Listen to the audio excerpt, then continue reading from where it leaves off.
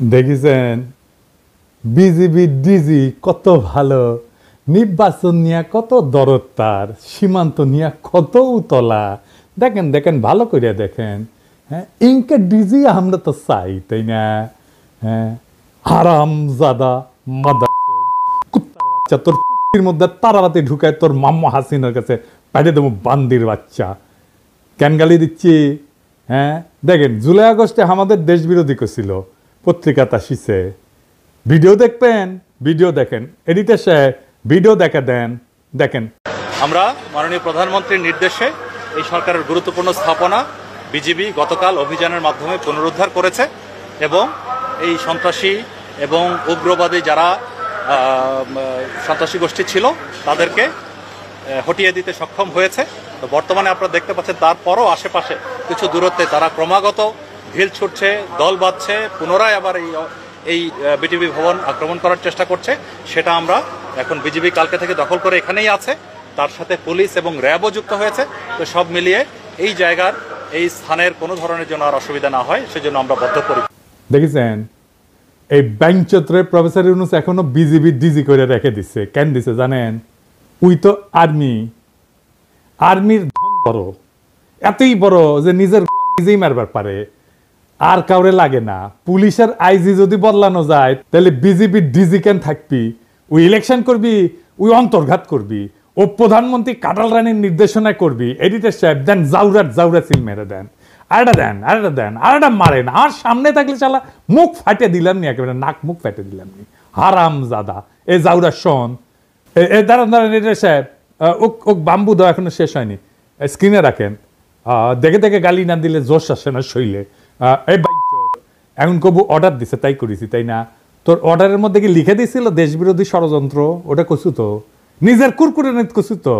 হাসিনা না পড়লে যে মোটা আজিজের মতো বিজিবি থেকে আর্মি চিফ জান বেনে দেয়, সেই জন্য কইছিল। কর্নেল রেদওয়ান ছিল না বিজিবি থেকে, সাবমেশিন গান দিয়ে গুলি করেছিল ছাত্র জনতার উপরে, সেটা তো ওর কমান্ডেই হয়েছে। উকেন ৫ লাথি দিয়ে আর্মি ফেরত পাঠানো হয় নাই, 11 মাসের বেশি হয়েছে, প্রায় 1 বছর হয়ে গেছে। তো ইমরুজ স্যার, আপনার যদি সব উপদেষ্টাদের কয়া দেওয়া লাগে কি করা লাগবে, তাহলে কেমনে হবে? ও বালগুলা রাখিছেন কেন? ওটি ও বিজেপি থেকে না সরাইলো ওর গোষ্ঠী শুদ্ধ তাল গাছে তুলমু আমি, কয়া দিলাম। পরে আবার কয়েন না, আমি ওয়ার্নিং দেই নাই। যাই হোক, গরম দিয়া শুরু করে এখন এনা নরমে আসি, একাডেমিক আলাপে আসি। এনা সুশীল সাজি, সুশীল না হইলে তো আপনারা আবার দাম দেন না। হ্যাঁ সাজমু, হ্যাঁ দিছে, পারমিশন দিছে। সবাই আসেন আজকাল আলাপে, আমাদের সুশীলদের রাষ্ট্র বুঝা নিয়ে আসেন, আমরা একটা আলাপ করি। হ্যাঁ, আল্লাহর নামে শুরু করি। বাংলাদেশে এক অদ্ভুত ব্যবস্থা, সবাই কোশিশ করেছে প্রাইম মিনিস্টারের ক্ষমতা কেমনে কমানো যায়। বিএনপি কইছে ব্যক্তি কিংবা প্রতিষ্ঠানকে অধিক ক্ষমতা দিলে যেমন ফাঁসিবাদ কায়েম হয়, তেমনি নির্বাচিত সরকার এবং সংসদকে ক্ষমতাহীন করলে রাষ্ট্র দুর্বল, ভঙ্গুর, অকার্যকর হয়। অতি মূল্যবান কথা কইছেন, কিন্তু আমি মাঝে মাঝে ভাবি কি জানেন, এই লোকগুলি একদিন ধরে রাজনীতি করেছে, আর কিছু করেন না, কিন্তু খালি রাজনীতি। এটা আর্গুমেন্ট তৈরি করতে পারে না। অনেকে কইবেন মির্জা ফখরুলকে আনার চাইতে কম বুঝে, বিএনপির এত নেতা কি কম বুঝে? আপনি সব বুঝে বসে আছেন, সব জানতা, আপনার চাইতে কি তাদের বুদ্ধি কম? সি আমার চেয়ে বুদ্ধি কেন কম হবে? ওনাদের বুদ্ধি বেশি, নলেজ বড় নলেজ। হ্যাঁ হ্যাঁ, জানেন না নলেজের বড় গল্প জানেন না? আচ্ছা শোনেন, হ্যাঁ, এটা শফিক রেহমান ভাই ওর জায়দা দিনে লিখেছিলেন। আসেন এবার বড় নলেজের গল্প শুনি। তো ঘটক গেছে মাইয়ার বাপের কাছে বিয়ার পয়গাম নিয়া। হ্যাঁ, তো বিয়ার কথা শুনে আমার ক্ষুদ্র ভ্রাতারা উৎসুক হয়ে উঠছে, কি না যিনি কয়। তো ঘটক কইছে পোলা ভালো, বংশও ভালো, চাকরি করে, দেখতে শুনতে ভালো, রুচিবান, শিক্ষিত। হ্যাঁ, তো মায়ের বাপ বলে সবই তো বুঝলাম, তো পোলার নলেজ কেঙ্কা? তো ঘটক একটু লাজুক মুখে কয় যে নলেজ বড়ই আছে, গোসল করার সময় টাইমে দেখেছি আমি, তাই উনাদের নলেজ বড় আছে, এত বড় নলেজ, কিন্তু আক্কেল কম। আমি যদি বিএনপি করলামই নি, তাহলে কইতাম বাংলাদেশ রাষ্ট্রে কার ক্ষমতা বেশি? রাষ্ট্রপতির? রাষ্ট্রপতির না, প্রাইম মিনিস্টারের? তাও না। তাহলে কার বেশি? বুঝে ওরা কার বেশি ক্ষমতা? বুঝে না। বাংলাদেশের সংবিধান অনুযায়ী আদালত, আইন, জুডিশিয়ারি হলো রাষ্ট্রের সবচেয়ে শক্তিশালী প্রতিষ্ঠান। এমনকি সংসদ জনগণের প্রতিনিধিত্বকারী সংস্থার চেয়ে বেশি ক্ষমতা দেওয়া হয়েছে এদেরকে। প্রাইম মিনিস্টারের ক্ষমতা কমানোর চেষ্টা করিচ্ছেন কে? উনি আদালতকে রেখে দিয়া, এটারে কয় বিভ্রম। হাসিনা জুডিশিয়ারির শক্তিরে খায়া ফেলেছিল, কিন্তু জুডিশিয়ারি যে সবচেয়ে ক্ষমতাবান, এটাই হইল বাংলাদেশের বিচার ব্যবস্থা, শাসন কাঠামো, রাষ্ট্রের সবচেয়ে বিপজ্জনক সংকট। আপনি পিএম রাষ্ট্রপতিরে সরাইতে পারেন, 20 চৌধুরীকে সরাইল না খালেদা জিয়ার সংসদ। পিএমকে তো জিতে আসতে হয় সংসদে, ভোট কারচুপি কন, দামি কন, নৈশ কন, যাই হোক, একটা ভোট তো করে দেখাইতে হয় যে বইছে ভোট, তাই না? পাবলিকের কাছে যাইতে হয় তো, 5 বছর পরে ক্ষমতা ছাড়তে হয় তো, অন্তত নিয়ম আছে কাগজে কলম হইলেও। কিন্তু আপনি তো বিচারপতি অপসারণ করতে পারবেন না। পারবেন না তা না, পারবেন, কিন্তু সেটা সুপ্রিম জুডিশিয়াল কাউন্সিলের মাধ্যমে। মানে বুঝেছেন তো, 3 জন বিচারপতি দিয়া সুপ্রিম জুডিশিয়াল কাউন্সিল, আমরা আর মামুরা, ওরা যদি মনে করে বিচারপতি ভুল করেছে তাইলে শাস্তি হবে, আর যদি মনে করে বিচারপতির চরিত্র ফুলের মতো পবিত্র তাইলে কিছু হবে না। হ্যাঁ, বিষয়টা না বুঝে দেখি, কারণ এটা গুরুত্বপূর্ণ। তো বিচারপতি বাংলাদেশে অপারেশনের একটা ব্যবস্থা আছে, নাম হচ্ছে সুপ্রিম জুডিশিয়াল কাউন্সিল। দেখে মনে হয় খুবই গুরুতর, ভারসাম্যপূর্ণ একটা প্রক্রিয়া। হ্যাঁ, কিন্তু এটা খেয়াল করেন, এই সুপ্রিম জুডিশিয়াল কাউন্সিল কাদের নিয়ে তৈরি? প্রধান বিচারপতি আরো 2 বিচারপতি, মানে বিচারকের বিচার করবে বিচারকই, বন্ধু বিচার করবে বন্ধুর। যেন ধরা পড়া চোরের বিচার করতেছে চোরের মামা। এটা কি আপনি ন্যায় বিচার বলবেন? এই যে তত্ত্বাবধায়ক সরকারের আইন ছিল না, এটা কিন্তু সংসদ বানাইছিল, জনগণের প্রতিনিধিরা বানাইছিল, সেটা আদালত বাতিল করে দিল। তার মানে জনগণের প্রতিনিধি আইন বানাবে, সেটা চাইলে অনির্বাচিত আদালত বাতিল করে দিতে পারবে, যে আদালত কোথাও কারো কাছে জবাবদিহি করে না। তো এখন আপনি প্রশ্ন তুলতে পারেন, আপনি তো কম দাদা যে জুডিশিয়ারি, আইন এবং নির্বাহী, এটার একটা ব্যালেন্স থাকতে হবে, কন্যা একজন একজনকে সেকেন্ড ব্যালেন্স করতে হবে, কন্যা। তো তাহলে জুডিশিয়ারি যদি এটা নাই পারে তাহলে ব্যালেন্স থাকবে কিভাবে? গুরুতর প্রশ্ন। আসেন আর একটু বুঝে দেখি। তত্ত্বাবধায়ক সরকার আইনটা সংসদ পাস করেছিল, মানে জনগণের প্রতিনিধিরা এটা আইন করেছে, কিন্তু আদালত সেটাকে বেআইনি ঘোষণা করে বাতিল করে দিল। এই প্রক্রিয়া আদালত নিজেই হয়ে ওঠে সর্বোচ্চ ক্ষমতাধর, অথচ সে আদালত সরাসরি জনগণের কাছে জবাবদিহি করে না। এখানে একটা গণতান্ত্রিক দ্বন্দ্ব সৃষ্টি হয়, সংসদ বনাম আদালত, কার হাতে তাহলে চূড়ান্ত কর্তৃত্ব? এতে গুরুত্বপূর্ণ একটা রাষ্ট্রীয় প্রশ্ন, দার্শনিক প্রশ্ন, রাষ্ট্রনৈতিক প্রশ্ন। ধরেন ইসলামে, এটা একটু বোঝার জন্য যে আসলে কার হাতে চূড়ান্ত ক্ষমতা, এটা বোঝার জন্য আমি একটু ইসলামী ধারণার একটা ব্যাখ্যা নিয়ে আসি। ধরেন ইসলামে আপনি আল্লাহ তাআলার কোনো শরীক কল্পনা করতে পারবেন না, আল্লাহ ছাড়া কোনো উপাস্য নাই, লা ইলাহা ইল্লাল্লাহু মুহাম্মাদুর রাসূলুল্লাহ, হযরত মুহাম্মদ সাল্লাল্লাহু আলাইহি ওয়াসাল্লাম তার প্রেরিত নবী, আল্লাহর কোনো শরীক নাই এবং হযরত মুহাম্মদ উনার প্রেরিত নবী। এই ফান্ডামেন্টালটা না মানলে আপনি মুসলমান না। আপনাকে ইসলামের দরজা অতিক্রম করার সময় এই কলেমা উচ্চারণ করতে হবে। ঠিক সেইভাবে রাষ্ট্রের বেসিক ধারণা হচ্ছে জনগণ রাষ্ট্রের মালিক, এইটা আগে আপনাকে বুঝতে হবে। তার ক্ষমতা সার্বভৌম, গণ অভিপ্রায়, জনগণের আকাঙ্ক্ষা, এটা সর্বোচ্চ আইন। গণতন্ত্রে আইন বানানোর অধিকার কেবলমাত্র নির্বাচিত প্রতিনিধিদের।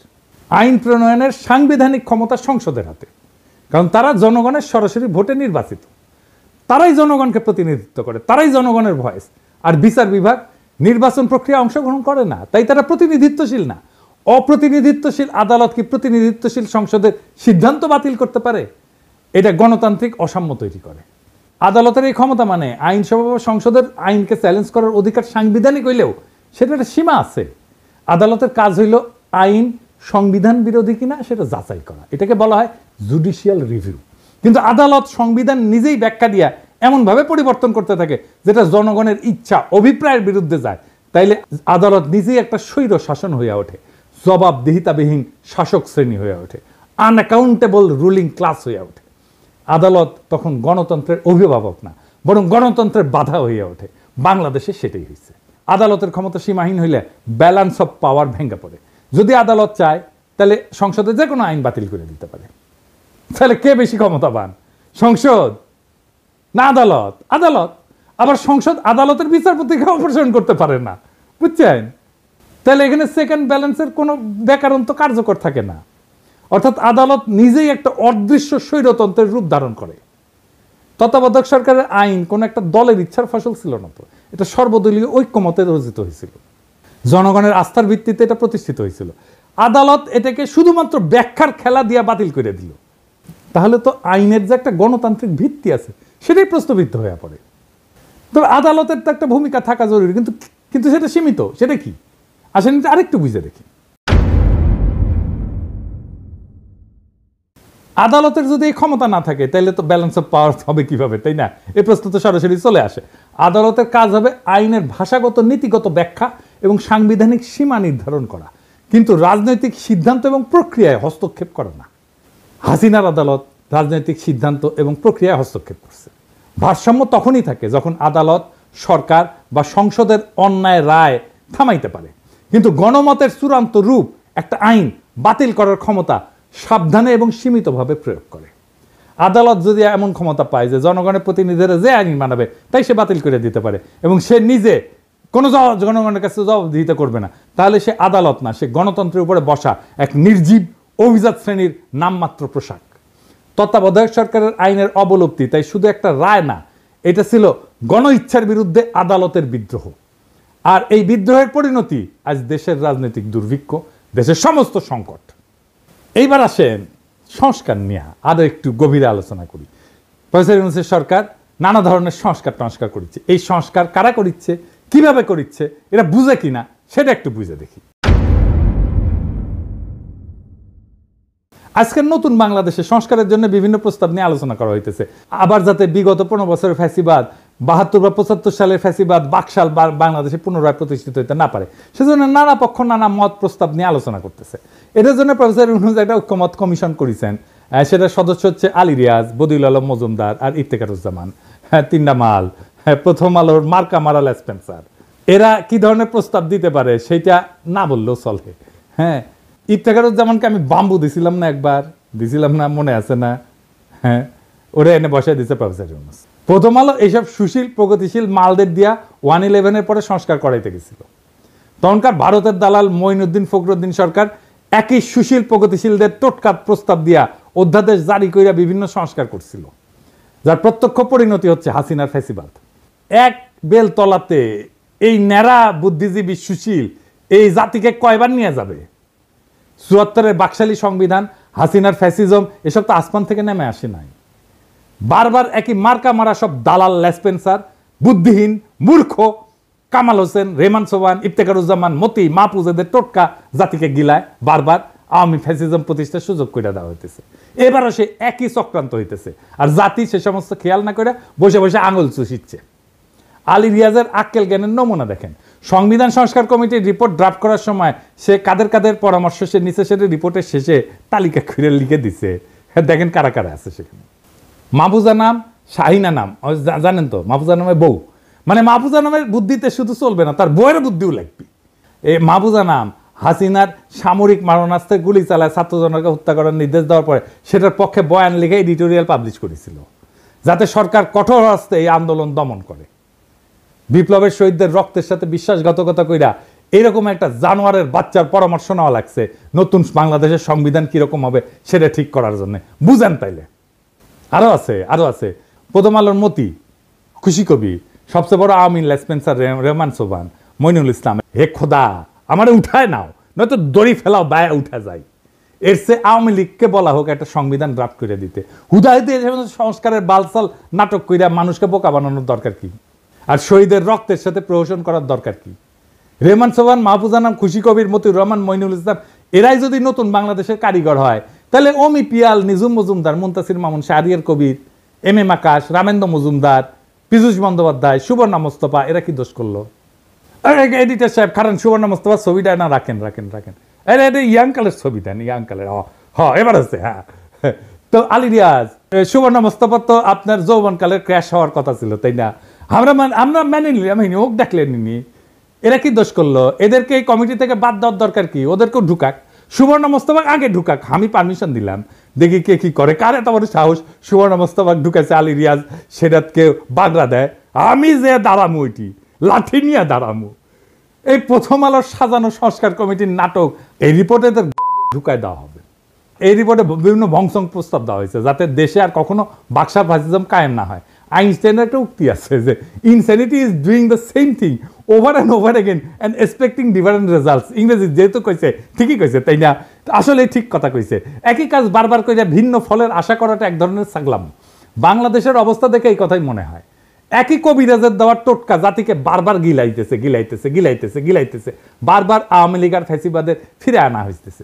রেহমান সোবহান পাকিস্তান আমল থেকে গাজাঘড়ি বয়ান আর টোটকা দিয়ে জাতিকে ধ্বংস করিচ্ছে। উই কলে পিএইচডিও করতে পারে নাই, কেমব্রিজে গেছিল, এমএ কইরা ফিরে আসিছে। হ্যাঁ, তা হ্যাডেমা কুলায় নাই। তাও এই হারামজাদার প্রতি সুশীলদের পীড়িতের ঘাটতির কোনো কমতি নাই।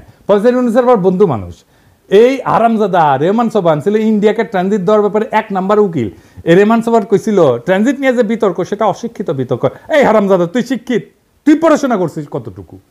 শালা পিএইচডি তো করতে পারিস নাই, এমএ করে ফিরে আসিস সরকারি স্কলারশিপে যায়, বেশি বেশি বাতেলা জারিস, তারপরে এদের ঘুষ হয় না।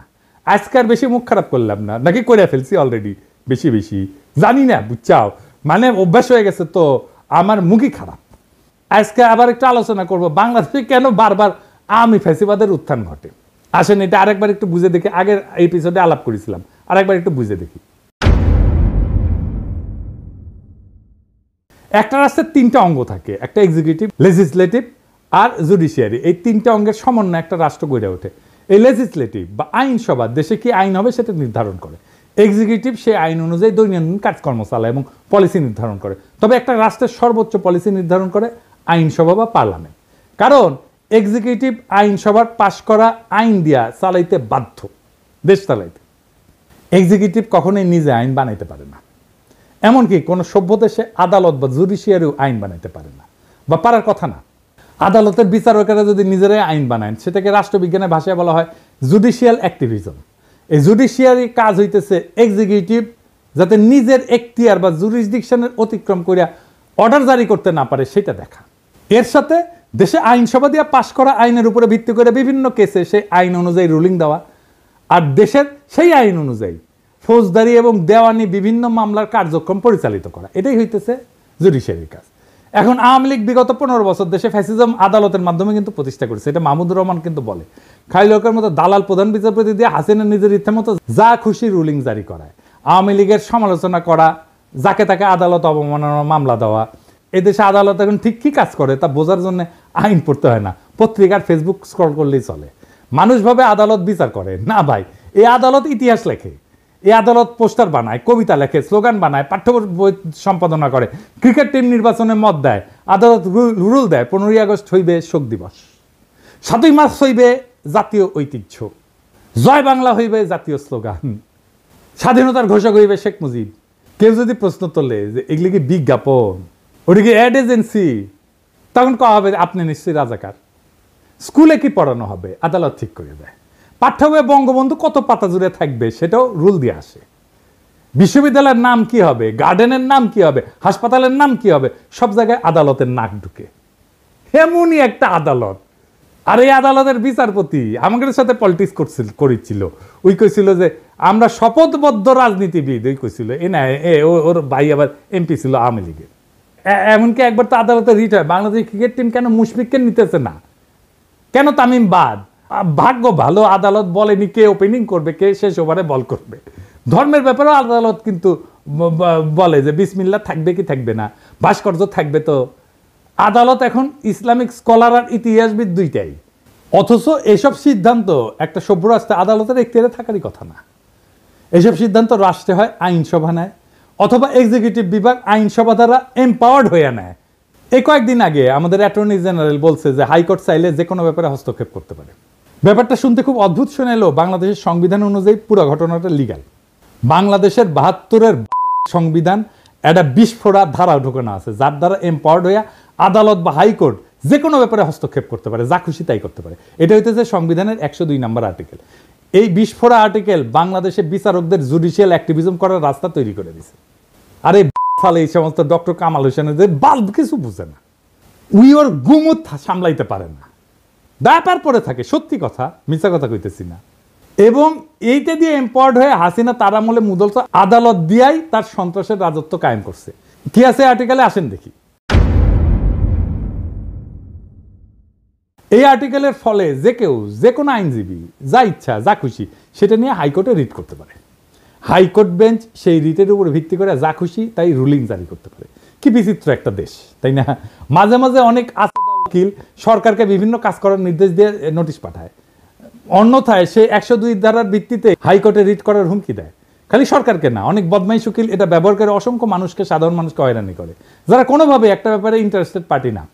সেই সমস্ত ব্যাপারে বদমাইশ উকিলরা বিভিন্ন হাস্যকর আইনি নোটিশ পাঠায় 102 আর্টিকেলের উপরে ভিত্তি করে, এবং আদালত সেটার উপর ভিত্তি করে রুলিং পর্যন্ত দেয়। এই ইন্টারেস্টেড পার্টি কি এটা একটু বুঝে নেই।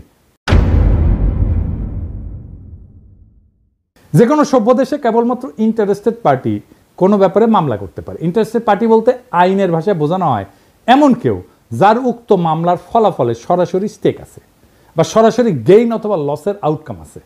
যেমন ধরেন কোন এক সংবাদপত্র লিখছে যে আমি এটা চোর, ধরেন আমি অমুক তারিখে অমুক জায়গায় অমুক লাগাইছি, চুরি করেছি, আমি জানি যে আমি লাগাই নাই, চুরি করি নাই, কিন্তু ওই সংবাদ প্রকাশের ফলে আমার মানহানি হয়েছে। কোন সভ্য দেশে মানহানির মামলা করার অধিকার একমাত্র আমার নিজেরই আছে। আমি এই মামলার একমাত্র ইন্টারেস্টেড পার্টি, বুঝছো? এই মামলার আউটকাম মানে ফলাফল একমাত্র আমার জিতা বা হারের সম্ভাবনা আছে। এখন যদি কুমিল্লার মোকলেস মোল্লা অথবা গোপালগঞ্জের উকিল হরিদাস পাল আদালতে গিয়ে মামলা করে যে অমুকের মানহানি অমুক করিছে, অথবা অমুকের বিরুদ্ধে এত টাকা ক্ষতিপূরণ দাবি করে আমি মামলা করেছি, ব্যাপারটা যে কত বড় হাস্যকর হয়ে উঠবে সেটা আর বলার অপেক্ষা রাখে না। আমার নামে এরকম মামলা করেছে, আমি নাকি হাসিনা শেখ মুজিবের অপমান করেছি, তার ভাবমূর্তি ক্ষুণ্ণ করেছি। এজন কে সিলেটে একটা মামলা করেছে, গোপালগঞ্জে একটা মামলা করেছে, কতগুলো। আমাকে সেদিন জিজ্ঞাসতেছে ঢাকার ডিসি যে দাদা আপনার নামে কি কি মামলা আছে। আমি বললাম আমি নিজেই জানি না রে ভাই, মাঝে মাঝে শুনেছি এই জায়গায় মামলা আছে, কতগুলো মামলা আছে আমি গোনা বাদ দিছি। এরকম হাজার হাজার ঘটনা ঘটছে, মামলা হয়েছে, জেল পর্যন্ত হয়েছে, সেসব মামলার উপরে ভিত্তি করে। সত্যিই ছেলে কাজ, কি বিচিত্র এই দেশ। অথচ এই ব্যাপারে সংস্কার করার কথা নিয়ে কোনো কেউ প্রপোজাল দেয় না। কারণ সব জায়গায় বলা হইতেছে দেশে এক্সিকিউটিভ, লেজিসলেটিভ, জুডিশিয়ারির মধ্যে একটা ক্ষমতার ভারসাম্য আনা লাগবে। কিভাবে লাগবে সে ব্যাপারে সংস্কার কমিশনের রিপোর্টে অনেক ভংজুং প্রস্তাব আছে। যেমন ধরেন কইছে হাইকোর্টের শাখা বাড়ানো লাগবে। তো হাইকোর্টের শাখা বাড়াইলে কিভাবে ভারসাম্য আসবে সেটার কোনো ব্যাখ্যা নাই। হাসিনার আমলে আদালত প্রত্যেকটা ব্যাপারে নাক গলায় হাসিনার ত্রাসের রাজত্ব কায়েম করতে সাহায্য করছে। কালামানিক সব জায়গায় নাক গলানোর বার এমনই বাড়ছিল যে লিগের স্পিকার আব্দুল হামিদ পর্যন্ত সেটাতে বিরক্ত হয়ে বলছিল বেশি বাড়াবাড়ি করলে জনগণ আদালতের বিরুদ্ধে উঠে দাঁড়াইতে পারে। এমনকি খালি এক্সিকিউটিভের ব্যাপারে নাক গলানো না, বিভিন্ন সময় দেশে কি আইন হওয়া উচিত কি হওয়া উচিত না সেটা পর্যন্ত আদেশ জারি করেছে।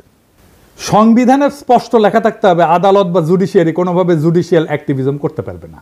তারা কেবলমাত্র দেশে বিদ্যমান আইনের উপর ভিত্তি করে রায় দিতে পারবে।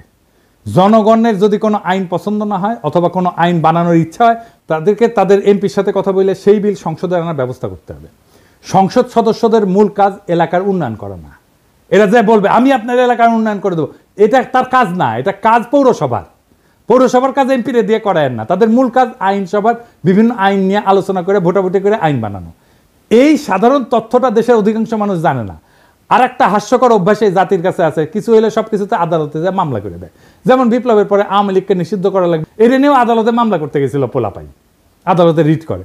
অথচ একটা রাষ্ট্রে এই সিদ্ধান্ত নেওয়ার অধিকার সেই রাষ্ট্রের আইনসভার, যারা ওই দলকে নিষিদ্ধ করে আইন করতে পারে অথবা সংবিধানে ওই দলকে নিষিদ্ধ করে দিতে পারে। যেমন জার্মানিতে নাজি পার্টি, ওদের আইনসভায় পাশ হওয়া নাজিদের নিয়ে করা স্পেসিফিক আইন দিয়ে নিষিদ্ধ। ইতালিতে ফ্যাসিস্ট পার্টি একদম সাংবিধানিকভাবে উল্লেখ করে নিষিদ্ধ করা হয়েছে। এইখানে আদালতে গিয়া মামলা কইরা তাদেরকে টেনে আনা এই আশায় যে তারা রায় দিবে অমুক দল নিষিদ্ধ, এটা চূড়ান্ত নির্বুদ্ধিতা। কোনো আদালত দেশের আইনসভার বা এক্সিকিউটিভের কাজ করতে পারে না। আজব চিন্তা ভাবনা সবার। এটা গেল জুডিশিয়ারির ব্যাপারে কথা। এখন আসি এক্সিকিউটিভ আর লেজিসলেটিভ মানে আইনসভার মধ্যে ব্যালেন্স অফ পাওয়ার নিয়ে। বাংলাদেশে বারবার ফ্যাসিজম তৈরি হয় কারণ দেশের সংবিধানে পার্লামেন্টারি শাসন ব্যবস্থা। এখানে আইনসভার নিয়ন্ত্রণে যেই মানুষ আর পার্টি, সেই একই মানুষ আর পার্টি নির্বাচনের মাধ্যমে একবার দেশের এক্সিকিউটিভ ব্যবস্থার কর্ণধারার সর্বেসর্বা হয়ে ওঠে। যদি এক্সিকিউটিভ আর লেজিসলেটিভ, নির্বাহী এবং আইন একই মানুষের অধীনে থাকে তাহলে এটি ফ্যাসিজম। এই পার্লামেন্টারি ব্যবস্থা পৃথিবীর যে সমস্ত দেশে অ্যাপ্লাই করা হয়েছে সেখানে অসংখ্যবার ভয়ঙ্কর রকমের ভাবে ব্যাকফায়ার করছে। কোথায় কোথায় করছে শুনবেন? ইউরোপেই এটা ডিজাস্টার করছে। প্রথম বিশ্বযুদ্ধের পর যখন ইউরোপে বিভিন্ন দেশে এই যে রাজতন্ত্রের পতন হয়, রিপাবলিক হয়। যেখানেই এই ব্যবস্থা সংবিধানে ঢুকানো হয়েছে সেখানেই ভয়ঙ্করভাবে ফ্যাসিজমের উত্থান হয়েছে। আমি একটা আলোচনায় করছিলাম, পার্লামেন্টারি ব্যবস্থা সেখানেই কাজ করে যেখানে একজন রাজা আছে, কিং আছে। জার্মানি, ইতালি, স্পেন সব জায়গায় পার্লামেন্টারি ব্যবস্থা ডিজাস্টার হয়েছে। দ্বিতীয় বিশ্বযুদ্ধে বেদম মার খাওয়ার পরে এরা শান্ত আছে, তাও আমেরিকান সৈন্য গ্যারিসন থাকার কারণে। তৎকালীন ইস্টার্ন ইউরোপেও এই পার্লামেন্টারি ব্যবস্থা হাঙ্গেরি, রোমানিয়ার ডিজাস্টার করছে। ফ্রান্সে যতদিন পার্লামেন্টারি ব্যবস্থা ছিল ততদিন ফ্রান্সে ততই বছর অবস্থা ছিল, টালমাটাল অবস্থা ছিল। ফ্রান্সের থার্ড রিপাবলিক মানে 1870 থেকে 1940 পর্যন্ত, এই 70 বছরে কয়বার সরকার বদল হয়েছে জানেন? শুনবেন, 101 বার। গড়ে 8 মাসে একটা নতুন সরকার আসতো। এরপর ফ্রান্সের চতুর্থ রিপাবলিক 1946 থেকে 1958, এই 12 বছরে কয়টা সরকার আসছে জানেন? 21টা সরকার আসছে। এই অরাজকতার ফলে বিভিন্ন কারণে 1958 সালে চার্লস দ্য গল ফ্রান্সের নতুন সংবিধান রচনা করে এবং ফ্রান্সে প্রেসিডেন্সিয়াল সরকার ব্যবস্থা রূপান্তরিত হয়। এখন কিন্তু এটা পঞ্চম ফ্রেঞ্চ রিপাবলিক। একটা রাষ্ট্রে যদি এক্সিকিউটিভ আর আইনসভা একই নির্বাচন দিয়ে নির্বাচিত হয় তাহলে সেটা ইউরোপে যেখানে ইনস্টিটিউশন অনেক স্ট্রং সেখানেই ভয়াবহ ডিজাস্টার করে। বাংলাদেশের মতো তৃতীয় বিশ্বের দেশ তো একটা ডিজাস্টার করবেই, এটাই স্বাভাবিক। আপনারা বসে বসে চায় চায় দেখবেন আলী রিয়াজরা যে করতেছে, দেখবেন 20 বছর পরে কি হয়। তখন আলী রিয়াজ দেখেন কি বলে, এটা একদম ডিজাস্টার করবে। ওরা বেশি বুঝে এই সমস্ত গুলোকে টেনে। এরা রাষ্ট্র বোঝে না, রিপাবলিক বোঝে না, কিচ্ছু বোঝে না। আলী রিয়াজও বুঝে না, মনে করে ভাব দেখায় বুঝে, কিছুই বুঝে না। আচ্ছা দেখেন, আপনারা তো জানেন আমার তো কিছু সামান্য হইলে একটু ধারণা আছে, তাই না? আমার সাথে আলাপ করেছে, করেনি, আলাপ করবে না আমার সাথে, কারণ জানে আমার সাথে আলাপ করতে আসলে 5 মিনিট টিকবে না এগুলো।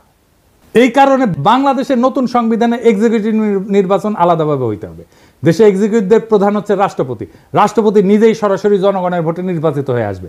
রাষ্ট্রপতি নিজেই এক্সিকিউটিভ, ডে টু ডে প্রশাসন আর পলিসি নির্ধারণ করবে।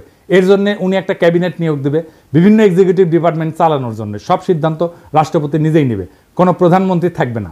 রাষ্ট্রপতির মেয়াদ 4 বছর বা 5 বছর হবে, কিন্তু এক্সিকিউটিভ হিসেবে রাষ্ট্রপতি কোনো আইন বানাইতে পারবে না এবং উনার সমস্ত অর্ডার সিদ্ধান্ত বিদ্যমান আইনের মধ্যে থাকতে হবে। রাষ্ট্রপতি কোনো অধ্যাদেশ জারি করে আইনসভার কাজ নিজে করতে পারবে না। রাষ্ট্রপতি খালি দেশে বিদ্যমান আইনের বাস্তবায়ন করে একটা এক্সিকিউটিভ কাজ চালাইতে পারবে। দেশে কোনো আইনের দরকার হলে, আইন বাতিল করতে হলে আইনসভার মিটিং ডাকতে হবে এবং সেখানে কেবলমাত্র আইনসভার সদস্যরা ভোট দিয়া কোনো সিদ্ধান্তে আসবে। এই সংসদের সদস্যরা সম্পূর্ণ আলাদা নির্বাচনে আলাদাভাবে জনগণের সরাসরি ভোটে নির্বাচিত হবে। দেশে যখন এক্সিকিউটিভ আর লেজিসলেটিভ মানে নির্বাহী এবং আইন এইভাবে সম্পূর্ণ সেপারেট হয়ে যাবে, তখন কেবল দেশে ফ্যাসিজমের উত্থান ঠেকানো যাবে। দেশের বাজেট আইনসভা পাশ করবে এবং পার্লামেন্ট রাষ্ট্রপতিকে যেই বাজেট দিবে, রাষ্ট্রপতি সেই বাজেট দিয়ে ওই অর্থ বছরের ব্যয়ভার বহন করবে। এখন সরকার বা এক্সিকিউটিভ চাইলে বা প্রাইম মিনিস্টার চাইলে যে কোনো মানুষের উপরে চাপাই দিতে পারে কর, কারণ এক্সিকিউটিভ আর আইনসভা একই জিনিস। তো রাষ্ট্রের 2টা বিভাগ যদি একই হয় তাহলে এটাই তো ফ্যাসিজম আর স্বৈরাচার। এই সমস্ত সুশীলদের মাথায় ঢুকিচ্ছে না, আমি এটা বুঝি না। প্রেসিডেন্সিয়াল ব্যবস্থাতে রাষ্ট্রপতি চাইলেই কর বাড়াইতে বা কমাইতে পারবে না এবং ক্ষমতা সম্পূর্ণভাবে আইনসভার উপরে ন্যস্ত থাকবে। কিন্তু প্রাইম মিনিস্টার হাসিনা পারে। আইনসভার কাজ হবে আইন নিয়ে। রাষ্ট্রপতির মেয়াদের মাঝখানে আইনসভার একটা নির্বাচন থাকা লাগবে, মিড টার্মের মতো, যাতে জনগণ তাদের মতামত প্রকাশ করতে পারে রাষ্ট্রপতির টার্মের মাঝখানে। এই জন্যেই আইনসভার একটা সদস্যের মেয়াদ হবে 2 থেকে 2.5 বছরের মতো। সংবিধানে কোনো 70 অনুচ্ছেদ থাকবে না, কারণ যেহেতু রাষ্ট্রপতি আলাদাভাবে নির্বাচিত এবং মেয়াদ নির্দিষ্ট, আইনসভায় দল বদল কইরা অথবা দলের বিপক্ষে ভোট দিয়া সরকার ফেলায় দেওয়ার কোনো প্রশ্নই আসতেছে না। প্রত্যেকটা সদস্য নিজের বিচার বুদ্ধির উপরে ভিত্তি কইরা কোনো বিলে ভোট দিবে। রাষ্ট্রপতি যদি নিজের ইমেজ আর যোগ্যতায় একবার নির্বাচিত হয়ে আসে এবং তাহলে রাষ্ট্রের এক পক্ষের আর এক পক্ষের পাঁচ আটার কোনো প্রশ্নই ওঠে না। সুপ্পু যেরকম হাসিনা কদমবুচি করতো সেটা আর হবে না। গত 3 মাস ধরে মাননীয় প্রধানমন্ত্রীকে সালাম করতে গেলে উনি আমার সালাম নিতেন না। তা আমি দেখতাম যে ওনার চরণের ধুলো আমি পাই না। আমার মিশ্র প্রতিক্রিয়া হচ্ছিল যে উনি কেন আমার সালাম নেন না, না থাক থাক বলে। এটাই বিএনপি আর জিয়াউর রহমানের আসল অরিজিনাল ভিশন। জিয়াউর রহমান আলাদাভাবে রাষ্ট্রপতি নির্বাচনে ওসমানীকে হারায় নির্বাচিত হয়েছিলেন। সংসদ নির্বাচন আলাদাভাবে হয়। রাষ্ট্রপতি সরকার ব্যবস্থার সাথে পাওয়ারফুল সংসদ আর প্রত্যেকের একটা ওয়েল ডিফাইন্ড জুরিসডিকশন, এটাই একমাত্র বাংলাদেশে ফ্যাসিবাদ ঠেকানোর উপায়। আলী রিয়াজ যে টোটকা দিছে যে সংসদ নেতার প্রধানমন্ত্রী আলাদা ব্যক্তি হবে, এটা একটা সলিউশন। আমি এটা নিয়ে এপিসোড করেছি না? এর ফলে কি হবে? এর ফলে হাসিনা প্রধানমন্ত্রী হয়ে সুপ্পু মার্কা কাউকে সংসদের প্রধান বানাবে। এইসব প্রথম আলোর সুশীল প্রগতিশীলদের হাতুড়ে চিকিৎসা নিতে নিতে এই জাতি আর দেশ মরণ প্রায়। এটা যে কোনো মহল্লে বন্ধ করতে হবে। রাষ্ট্রপতি শাসিত সরকার ব্যবস্থা, যেখানে রাষ্ট্রপতি খালি সংসদের পাশ করা আইন আর বাজেটের উপর ভিত্তি করে অর্ডার জারি করতে পারবে, যেখানে কোনো জুডিশিয়াল অ্যাক্টিভিজম থাকবে না, একমাত্র এটাই হইতে পারে বাংলাদেশকে চিরতরে ফ্যাসিবাদ থেকে মুক্ত করতে। আজ আমরা ইতিহাসের এমন এক সন্ধিক্ষণে দাঁড়ায় আছি যেখানে আর একটা বার ভুল মানেই গোটা ভবিষ্যৎ হারানোর সামিল। আমরা আর সময় দিতে পারি না সেই সব তথাকথিত সংস্কারকদেরকে যারা শতবার ব্যর্থ হয়েছে, তবু আবার তাদের সেই পুরানো ফর্মুলা চাপাই দিতে চায়। না, এবার আর হবে না। এই দেশের জনগণ এখন জানে গণতন্ত্র মানে পোস্টারে লেখা কথা না, জনগণের হাতে থাকা আইনের মালিকানা। জনগণ এখন বুঝে গেছে বিচার ব্যবস্থা যখন ফ্যাসিবাদের হাতিয়ার হয়ে ওঠে তখন তার সংস্কার না, প্রয়োজন হয় রূপান্তরের। আমরা চাই না আর একটা হাসিনা, আর একটা বাকশাল, আর একটা মুজিব, আর একটা ৭২-এর ক্লোন রাষ্ট্র। আমরা চাই এমন এক নতুন শাসন ব্যবস্থা যেখানে আইনসভা, নির্বাহী এবং বিচার ব্যবস্থা পরস্পরকে নিয়ন্ত্রণ করবে। প্রভু না, হবে পর্যালোচক, যেখানে রাষ্ট্রপতি হবে জনগণের সরাসরি ভোটে নির্বাচিত এবং সংসদ হবে মুক্ত বিবেকের মঞ্চ, কোনো নেতার পদচুম্বনের জায়গা না। প্রিয় দেশবাসী, এটাই সেই সময় যখন ইতিহাস তৈরি হয়। প্রশ্ন একটাই, আপনি কি এই ইতিহাস গড়ে ওঠার অংশ হবেন, না এই জাতির আর একটা প্রতারণার সাক্ষী হয়ে থাকবেন? আসেন সুশাসনের জন্য, জবাবদিহিতার জন্য এবং সবচেয়ে গুরুত্বপূর্ণ এই দেশটাকে ভালোবাসার জন্য একটা নতুন সূচনার দাবিতে গর্জে উঠি। এবার আর সংস্কার না, রূপান্তর চাই। এই রূপান্তরেই মুক্তি, এই মুক্তিতেই নতুন বাংলাদেশ। সেই নতুন বাংলাদেশকে আমাদের গড়ে তুলতে হবে, আনতে হবে সবাই মিলে আবার একসাথে। ইনকিলাব জিন্দাবাদ।